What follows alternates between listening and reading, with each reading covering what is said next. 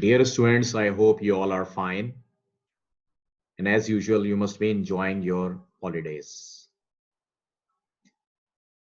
Last time हम लोगों ने ज्वाइंट वेरिएशन के बारे में पढ़ा और उम्मीद है कि वो आपको समझ में आ गया होगा, एक्सेप्ट दैट के बहुत सादी जुबान में कोशिश करता हूं कि मैं समझाने की कोशिश करूं और बहुत अच्छी तरह उसको देखने की जरूरत होती है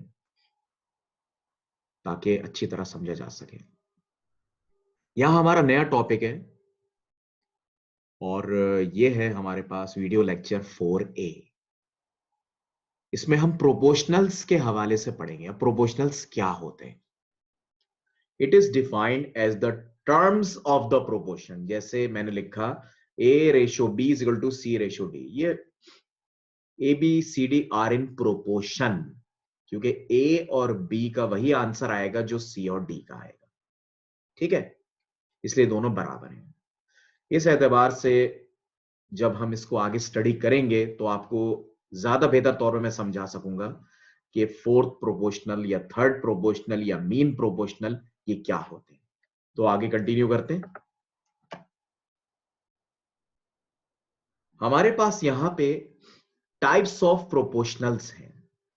हमारे इस लेक्चर में फोर्थ प्रोपोर्शनल यानी फोर्थ टर्म जो है वो डिस्कस होगी।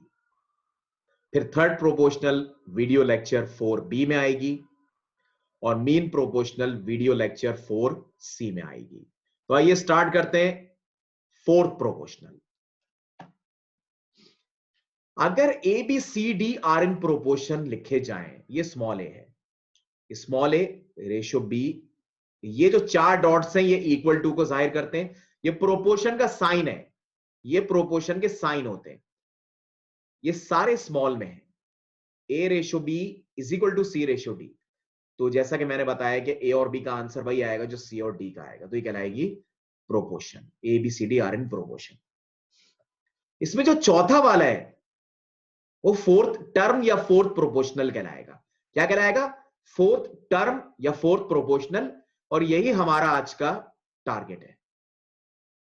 आगे चलते हैं, क्वेश्चन समझने की कोशिश करते हैं। फाइंड द फोर्थ प्रोपोर्शनल, मतलब फोर्थ टर्म पता करनी है। सवाल है, तीन दिए हुए होंगे, फोर्थ प्रोपोर्शनल की पहचान का तरीका तीन दिए हुए होंगे, कॉमा बीच में लगा हुआ होगा। Let the fourth proportional, let the fourth term is equal to X. Proportional को टर्म भी यहां कह सकते हैं। तो 5/8, 2 का हमेशा प्रोपोर्शन बनता है, रेशो बनता है। 5/8 इज इक्वल टू 15/x। 5 8 से बनाएगा और 15 किससे बनाएगा? x से बनाएगा। 15/x। और वही हमने जो मीन एक्सट्रीम पढ़ा था, 5 मल्टीप्लाई होगा, 5 एक्सट्रीम है और x भी एक्सट्रीम है क्योंकि ये इक्वल टू से दूर दूर है। और 8 और 15 मिले हुए ये मीन्स कहलाते हैं। तो एक्सट्रीम मल्टीप्लाई होंगे, 5x से मल्टीप्लाई होगा इज इक्वल टू, ये डॉट मल्टीप्लाई को शो कर रहा है, और 8 15 से मल्टीप्लाई होगा। इक्वल टू से जो दूर दूर होते हैं उन्हें एक्सट्रीम कहते हैं, रिकॉल कर दूं। और इक्वल टू से जो मिले हुए होते हैं उनको मीन्स कहते हैं। एक्सट्रीम आपस में मल्टीप्लाई होते हैं और मीन्स आपस में मल्टीप्लाई होते हैं। 8 15 से 120, 5 नीचे आके डिवाइड हो गए तो x की वैल्यू 24 आ गई, यानी कि फोर्थ टर्म या फोर्थ प्रोपोर्शनल हमारा इधर 24 है। आप इधर रख के 24 चेक कर सकते हैं, जो आंसर इन दो का आ रहा है वही आंसर इन दो का भी आएगा। नेक्स्ट क्वेश्चन, ये फैक्टराइजेशन से मुतालिक कुछ बातें हैं जो मिड टर्म ब्रेक या कॉमन के हवाले से हैं। सवाल है, पहली है x² - 11x + 24, कॉमा दूसरा है x - 3 और तीसरा है 5x4 - 40x3। Let the fourth term और fourth proportional is equal to t। देखिए सवाल में पहले से x मौजूद है तो मैं यहां फोर्थ प्रोपोर्शनल x नहीं ले सकता, वरना अल्फाबेट कौन सा पता करना है ये मुश्किल हो जाएगा। अब क्या होगा, मैं इसको ब्रैकेट में कर देता हूं, इसको ब्रैकेट में कर देता हूं, इसको ब्रैकेट में कर देता हूं, और ये t को ऐसे रह देता हूं क्योंकि सिंगल है। इससे पहचान में आसानी हो जाएगी। इसमें आपका एक्सट्रीम एक ये है और एक्सट्रीम एक ये है, ये दोनों मल्टीप्लाई हो जाएंगे। लेकिन पहले, इससे पहले इसको मिड टर्म ब्रेक से कर देते हैं। मिड टर्म ब्रेक सब लोगों को आता होगा। यहाँ पे 5 और 40 में 5 छोटा है तो 5 कॉमन के तौर पे बाहर आ गया। x दोनों में मौजूद है तो x की छोटी पावर बाहर आ गई, ब्रैकेट लगा, 5 बाहर निकल चुका है, इसमें से x³ बाहर निकल गया तो ये आ जाएगा x माइनस 45 से कैसे जाता है 8 जा। ये सब फैक्टराइजेशन के लिए क्लियर होना बहुत जरूरी है। इसके बाद x कॉमन आएगा, x - 8 - 3 x - 8, ये x - 3 रहा, और ये भी ऐसे ही रहा। फिर x माइनस 8 x माइनस 3 को हम कॉमन और अनकॉमन के तौर पे लिख देंगे। मिडिल टर्म ब्रेक जिनका स्ट्रॉन्ग है वही ये कर सकते हैं, रिकॉल कीजिए मिडिल टर्म ब्रेक। और फिर t, अब इसमें एक्सट्रीम है x माइनस 8 x माइनस 3 और दूसरा एक्सट्रीम है t, ये आपस में मल्टीप्लाई हो जाएंगे। ठीक है, ये आपस में मल्टीप्लाई हो जाएंगे और इसी तरह ये x माइनस 3 मल्टीप्लाई होगा इससे 5x क्यूब x माइनस 8 से।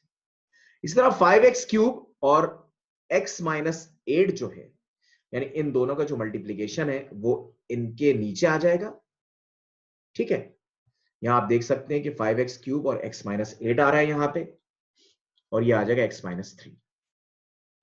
ये मैंने डायरेक्ट थोड़ी सी सेटिंग कर दी है, यहां पे मैंने डायरेक्ट सेटिंग कर दी है।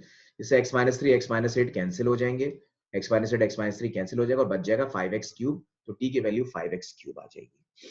इसको बहुत अच्छी तरह देखिएगा, मैंने ये वाला स्टेप जरा डायरेक्ट कर दिया है क्योंकि t इससे मल्टीप्लाई होगा, t इससे मल्टीप्लाई हो रहा है ना, t इससे मल्टीप्लाई होगा क्योंकि ये भी एक्सट्रीम है और ये भी एक्सट्रीम है। t की वैल्यू निकालने के लिए x माइनस 8 x माइनस 3 इन दोनों के नीचे शिफ्ट हो जाएगा, इससे x minus 3 x minus 8 cancel हो जाएगा और 5x क्यूब बचेगा। इसको आप ट्राई कीजिएगा। If there is a problem ask me on my personal WhatsApp number और योर टीचर्स व्हाट्सएप नंबर, क्योंकि गर्ल्स ब्रांच वाले भी इस वीडियो को देख रहे होंगे। आखिरी सवाल, 4x4 पहला है, 2x क्यूब दूसरा है, 18x5 तीसरा है। लेट द फोर्थ प्रोपोर्शन या fourth term is equal to m।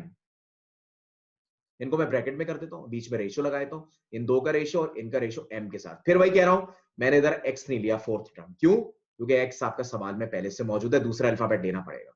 Extreme है 4x4 और m, ये आपस में मल्टीप्लाई हो जाएंगे और मीन में ये दोनों मल्टीप्लाई हो जाएंगे। 2x क्यूब ये डॉट मल्टीप्लाई को जाहिर कर रहे हैं, m मल्टीप्लाई होगा 4x4 से क्योंकि दोनों एक्सट्रीम है, और 2x क्यूब 18x5 से मल्टीप्लाई होगा, ये दोनों मीन से। अब ये दोनों 2 18 36 और जब मल्टीप्लाई होते हैं सेम अल्फाबेट तो उनकी पावर प्लस हो जाती है, तो x की पावर 8 आ जाएगा। फिर m मालूम करने के लिए 4x4 को मैं नीचे शिफ्ट करूंगा, 4 1 4 4 9 x के ऊपर पावर 8 है तो x को मैं 8 दफा तोड़ के लिख दूंगा, और यहां x की पावर 4 है, मैं x को यहां पे 4 दफा तोड़ के लिख दूंगा। ये 4 ऊपर के 4 से जाएगा, कैंसिल हो जाएगा, यहां बचेगा 4x बचेंगे, वो वापस x4 बन जाएंगे। ये बनेगा m equal to 9x4। Let me repeat it once again, 4 1 4 4 9 36 हो जाएगा। x के ऊपर पावर 8 है तो x को मैं 8 मरतबा तोड़ के लिख दूंगा, और यहां x की पावर 4 है तो मैं x को 4 टाइम्स तोड़ के लिख दूंगा। यहां पे 4 इधर के 4 से कैंसिल हो जाएंगे, शायद यहां पे एक x कम हो गया, यहां पे एक और x एक्स्ट्रा आएगा, यहां पे 8x होंगे, 4 इधर से जाएंगे, 4 ऊपर से, ऊपर बचेंगे 4, वापस मिलके x की पावर 4 बन जाएंगे, तो m का आंसर आएगा 9x4। एज यूजुअल इस पूरी वीडियो को अपनी कॉपी पे एज इट इज लिखना जरूरी है, असाइनमेंट आएगा, अगर असाइनमेंट के सवाल वीडियो में मौजूद है दोबारा करने की जरूरत नहीं है। Assignment assessment to be followed, साथ साथ असेसमेंट भी आएंगे, और अच्छी तरह इसको रोक रोक के देखिएगा इसमें क्या बताया गया है।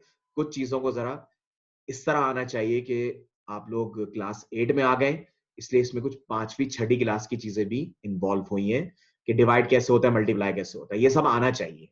ठीक है ना? Thanks for watching. अपने और पेरेंट्स का बहुत ज्यादा ख्याल रखिएगा और बहुत मेहनत से काम कीजिए। अल्लाह हाफिज।